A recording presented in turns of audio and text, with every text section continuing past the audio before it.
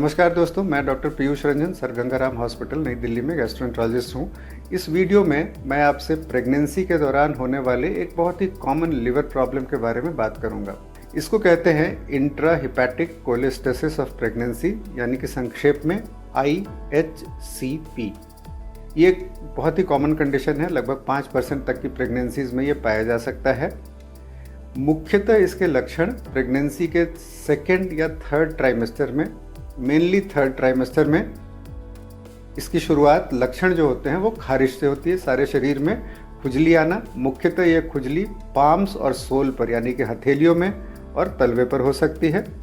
और प्रेगनेंसी के दौरान लिवर फंक्शन टेस्ट रूटीनली किए जाते हैं, तो कई बार ये लिवर फंक्शन टेस्ट में खराबी आना, लिवर फंक्शन टेस्ट में SGOT, SGPT, एल्कलाइन फॉस्फेटेज और गामा GT, ये 4 टेस्ट बढ़े हुए पाए जा सकते हैं। SGOT, SGPT ज़्यादा नहीं बढ़ता है, एल्कलाइन फॉस्फेटेज और गामा GT ज़्यादा बढ़ सकता है। तो जब भी ये SGOT, SGPT बढ़ा हुआ हो उस वक्त, या किसी प्रेग्नेंट लेडी को प्रेगनेंसी में के दौरान सेकेंड और थर्ड ट्राइमेस्टर में अगर काफ़ी ज़्यादा खारिश होने लगे, तो आपकी गायनेकोलॉजिस्ट ये टेस्ट कराती है। देखिए, इस बीमारी का कन्फर्मेशन किसी एक पर्टिकुलर टेस्ट से नहीं होता, बट जो इसका ब्लड में एक बहुत ही सिंपल मार्कर है, उसको हम कहते हैं सीरम बाइल एसिड। तो जब भी ये प्रेगनेंसी के दौरान ये टेस्ट एबनॉर्मल आते हैं या इचिंग की प्रॉब्लम होती है, तो हम सीरम बाइल एसिड कराते हैं। सीरम बाइल एसिड की वैल्यू यदि 10 से ज़्यादा है तो ये IHCP का इंडिकेटर होता है। लेकिन इसके साथ साथ यह भी ज़रूरी है कि यदि SGOT, SGPT बढ़ा हुआ है, गामा GT या एल्कलाइन फॉस्फेटेज बढ़ा हुआ है, तो इसके दूसरे कारणों की भी जांच की जाए, जिसमें सबसे इम्पॉर्टेंट हेपेटाइटिस B और C का टेस्ट है। मोस्टली कभी भी आप इंस्टीट्यूशनल डिलीवरी कराएंगे, हेपेटाइटिस B और C के टेस्ट प्रेगनेंसी के दौरान रूटीनली होते हैं और ये बहुत ही आवश्यक हैं। इसके अलावा एक लिवर का अल्ट्रासाउंड कराना चाहिए। कई बार साइलेंटली गॉल ब्लैडर की डिजीज़, बाइल डक्ट की कोई डिजीज़ पड़ी हुई हो जिससे ये बढ़ रहा हो, ये बहुत ज़रूरी है। और अगर ये सारे टेस्ट नेगेटिव हों और बाइल एसिड नॉर्मल हो, तो फिर इसकी दूसरी जांचें होती हैं जो कि अभी हमारे करंट डिस्कशन से ताल्लुक़ नहीं रखता है। बट बाइल एसिड अगर बढ़ा हुआ हो तो ये IHCP का डायग्नोसिस कंफर्म करता है। अल्ट्रासाउंड नॉर्मल होना चाहिए और हेपेटाइटिस B और C नेगेटिव होने चाहिए। तो अब जो इम्पॉर्टेंट क्वेश्चन आता है कि अगर IHCP हो तो इसका क्या आउटकम होता है।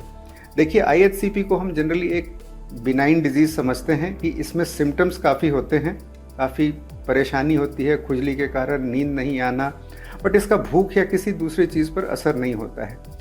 99% प्रेगनेंसीज में इसका ज़्यादा असर नहीं होता है, सिवाय डिस्कम्फर्ट के, जिसको हम जो सिंपल दवाइयों से कंट्रोल कर सकते हैं। बाइल एसिड की एक दवा अर्सोडिऑक्सिकोलिक एसिड, UDCA, बहुत ही कॉमन दवा है जो कई सारी लिवर डिजीज़ में यूज़ होती है। प्रेगनेंसी के दौरान ये बिल्कुल सेफ़ है।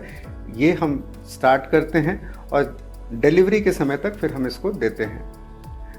जो 99% अगर लोग रिकवर करते हैं, तो 1% इसमें रिस्क क्या होता है। रिस्क इसमें 2 तरह के होते हैं। एक तो इंट्रायूट्राइन ग्रोथ रिटार्डेशन, यानी कि बच्चे के ग्रोथ की कमी होना।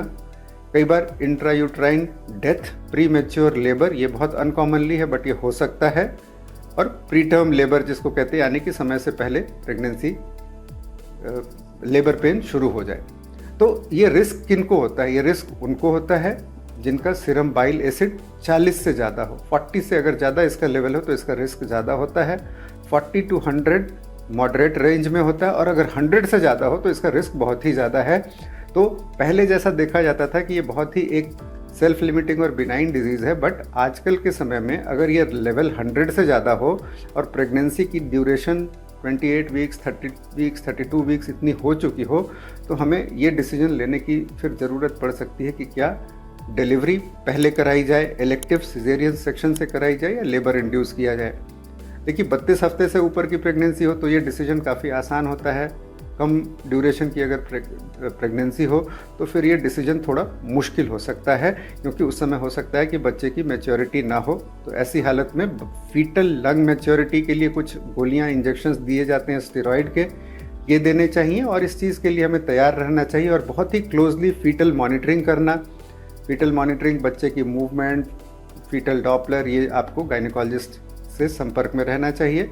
और थोड़ी सी भी अगर आशंका हो तो पहले डिलीवरी करानी चाहिए, ताकि बच्चे की सेफ्टी और वायबिलिटी बनी रहे। दवा के अलावा अगर बहुत ज़्यादा बाइल एसिड का लेवल हो तो आजकल खुजली अगर कम नहीं हो रही हो तो एक तरह की प्रक्रिया प्लाज्मा एक्सचेंज के बारे में मेरा एक वीडियो है। कई जगह पे लोग प्लाज्मा फेरेसिस यानी कि प्लाज्मा एक्सचेंज भी करते हैं, जो ये एक्सट्रीम ये रूटीनली यूज़ होने वाला ट्रीटमेंट नहीं है।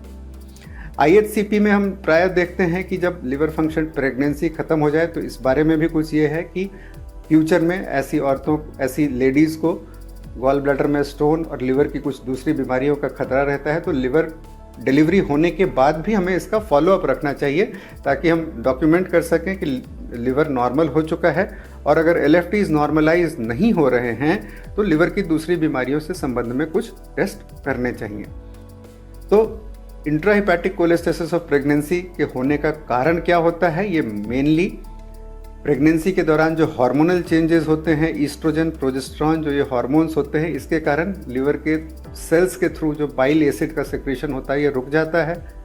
जनरली ये कुछ जेनेटिक म्यूटेशन से फैमिलीज़ में रन करने वाली अगर एक किसी प्रेग्नेंट लेडी को है तो जनरली उसकी मदर या सिस्टर को भी ये प्रॉब्लम हो सकती है। अगर हम पूछें हिस्ट्री में तो सामान्यतः ये एक सेल्फ लिमिटिंग डिजीज़ होती है जिससे घबराने की ज़रूरत नहीं होती और एक सिंपल दवा UDCA लेने की आवश्यकता होती है। और अगर ज़रूरत पड़े तो समय से पहले प्रेगनेंसी की डिलीवरी करा करके बच्चे को सेफ रखा जा सकता है। तो जब भी इस तरह के सिम्टम हो आप अपने डॉक्टर से मिलें, गायनिकोलॉजिस्ट से मिलें जो खुद भी इस बीमारी की इलाज कर सकती हैं, और अगर वो ज़रूरी समझे तो एक लिवर स्पेशलिस्ट या गैस्ट्रोएंटरोलॉजिस्ट से संपर्क करके इसका इलाज कर सकते हैं। इस वीडियो में दी गई जानकारी अगर आपको अच्छी लगे तो अपने फैमिली मेम्बर्स और फ्रेंड्स से शेयर जरूर करें।